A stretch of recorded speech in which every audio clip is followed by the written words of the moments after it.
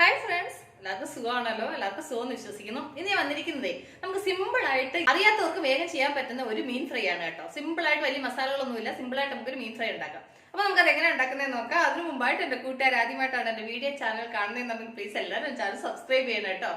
Subscribe ചെയ്യണം. അതുപോലെ തന്നെ ബെല്ലൈക്കൻ പ്രസ് ചെയ്തിട്ട് ഓളന്ന് കൊടുത്താലും ഞാൻ ഡെയിലി ഇടുന്ന വീഡിയോ നോട്ടിഫിക്കേഷൻ കിട്ടത്തുള്ളൂ. അപ്പൊ നമുക്കത് എങ്ങനെ ഉണ്ടാക്കുന്നത്, അതിന് വേണ്ടുന്ന സാധനങ്ങൾ എന്തൊക്കെയാണെന്ന് നോക്കാം.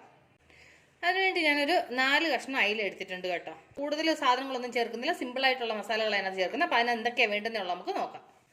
ഞാൻ ഇതിലേക്ക് ഈ പാത്രത്തിൽ തന്നെ 1 ടീസ്പൂൺ മുളക് പൊടി, 1/4 ടീസ്പൂൺ മഞ്ഞൾപ്പൊടി, 1 ടീസ്പൂൺ കുരുമുളക് പൊടി, 1 ടീസ്പൂൺ ഇഞ്ചി വെളുത്തുള്ളി പേസ്റ്റ്, ആവശ്യത്തിന് ഉപ്പ്. അത് കഴിഞ്ഞൊരു സ്പെഷ്യൽ ഇൻഗ്രീഡിയൻ്റ് എന്ന് പറഞ്ഞാൽ നാരങ്ങ നീര്. അത് നാരങ്ങ നീര് ചേർത്ത് കഴിഞ്ഞാൽ ഈ മീൻ ഫ്രൈക്ക് ഒരു പ്രത്യേക ടേസ്റ്റാണ്. അപ്പം അതും കൂടെ ഇതിൻ്റെ കൂടെ ചേർക്കാം. നാരങ്ങ നീര് ചേർക്കുമ്പോൾ അതിൻ്റെ അരി അതിനകത്ത് വീണിട്ടുണ്ടെങ്കിൽ അത് പറക്കി മാറ്റണം കേട്ടോ. എന്നിട്ട് ഇത് നന്നായിട്ട് മിക്സ് ചെയ്യണം. നാരങ്ങ നീര് ചേർത്തതുകൊണ്ട് വെള്ളം വേണമെന്നൊക്കെ നോക്കിയിട്ട് വെള്ളം ചേർത്താൽ മതി കേട്ടോ. ഇപ്പോൾ ഇത് ഇച്ചിരി കട്ടിയായിട്ടുണ്ട്, ഒരു അല്പം വെള്ളം കൂടെ ചേർത്തിട്ട് നമുക്കിത് മിക്സ് ചെയ്തെടുക്കാം. ഇതിലേക്ക് സ്വല്പം വെള്ളം ചേർത്ത് കൊടുക്കുക, ഒരുപാട് വേണ്ട, കുറച്ച് മതി. ഇതൊരു പേസ്റ്റ് രൂപത്തിൽ വേണം ആക്കിയെടുക്കാൻ. ഈ ഒരു പരുവത്തിൽ കുഴയ്ക്കണം. ഇനി നമുക്കിത് മീനിലേക്ക് ഇത് മസാല തേച്ച് കൊടുക്കാം. കണ്ടില്ല, അപ്പോൾ മസാല പുരട്ടി കൊടുത്തു. ഞാനത് മിക്സ് ചെയ്ത മസാല എനിക്ക് 4 പീസിന് കറക്റ്റായിട്ടുണ്ടായിരുന്നു. ഈ മസാലയെല്ലാം നന്നായിട്ട് ഈ മീനിനകത്ത് പിടിക്കണം. അപ്പോൾ ഒരു 10 മിനിറ്റ് ഇത് പിടിക്കട്ടെ. അപ്പോൾ നമ്മൾ ഈ മീൻ മാരിനേറ്റ് ചെയ്ത് വെച്ചിട്ട് ഒരു 10 മിനിറ്റ് കഴിഞ്ഞ് ഇനി നമുക്കിത് ഫ്രൈ ചെയ്യാം. അതിന് വേണ്ടിയിട്ട് ഞാൻ സ്റ്റൗ കത്തിച്ച് പാൻ അടപ്പ് വെച്ചിട്ട് എണ്ണ ചൂടാക്കട്ടെ. അപ്പോൾ എണ്ണ നന്നായി ചൂടായി ഇതിലേക്ക് നമ്മൾ മസാല പുരട്ടി വെച്ച് മീൻ വെച്ച് കൊടുക്കും. ഓരോന്നായിട്ട് എണ്ണയിലേക്ക് വെച്ച് കൊടുക്കും. എണ്ണ ഇത്ര ഒഴിച്ചാൽ മതി കേട്ടോ. മീൻ മുങ്ങിക്കിടക്കുന്ന രീതിയിലൊന്നും എണ്ണയുടെ ആവശ്യമില്ല. നമുക്ക് ഒരു സൈഡ് ഫ്രൈ ആകുമ്പോൾ അത് തിരിച്ചിട്ടിട്ട് മറ്റേ സൈഡും കൂടെ ഫ്രൈ ചെയ്തെടുത്താൽ മതി.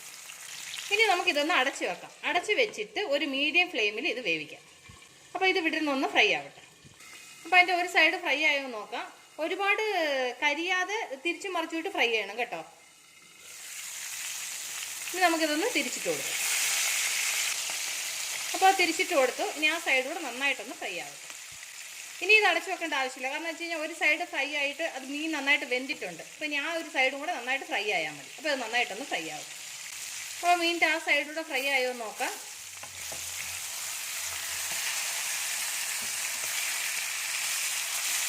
കണ്ടില്ല, അപ്പോൾ ആ സൈഡ് ഫ്രൈ ആയിട്ടുണ്ട്.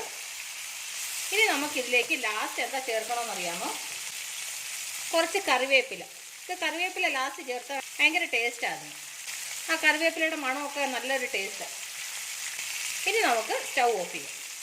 ഓഫ് ചെയ്തിട്ട് ഞാനിതൊരു സെർവിങ് പ്ലേറ്റിലോട്ട് മാറ്റട്ടെ. കണ്ടില്ലേ, അപ്പോൾ എത്ര സിമ്പിളായിട്ട് നമ്മൾ അയില ഫ്രൈ ചെയ്തെന്ന് കണ്ടില്ല. അയില ഏത് മീനും ഇതേ മസാല ഉപയോഗിച്ചിട്ട് നിങ്ങൾക്ക് ഫ്രൈ ചെയ്യാം കേട്ടോ.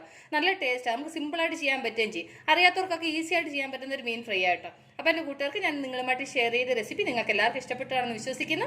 നിങ്ങളെല്ലാവരും ട്രൈ ചെയ്യണം കേട്ടോ. നിങ്ങളെല്ലാവരും ട്രൈ ചെയ്ത് നിങ്ങൾക്ക് ഇഷ്ടപ്പെട്ടാൽ നിങ്ങളുടെ ഫ്രണ്ട്സിന് ഷെയർ ചെയ്യുക, ലൈക്ക് ചെയ്യുക, വാല്യുബിൾ കമൻറ്റ്സ് ഇടുക. അപ്പോൾ നാളെ നമ്മൾ രുചികരമായ പുതിയ വീഡിയോ പുതിയ റെസിപ്പിയുമായിട്ട് നാളെ നമ്മൾ വീണ്ടും കാണും വരെ ബൈ.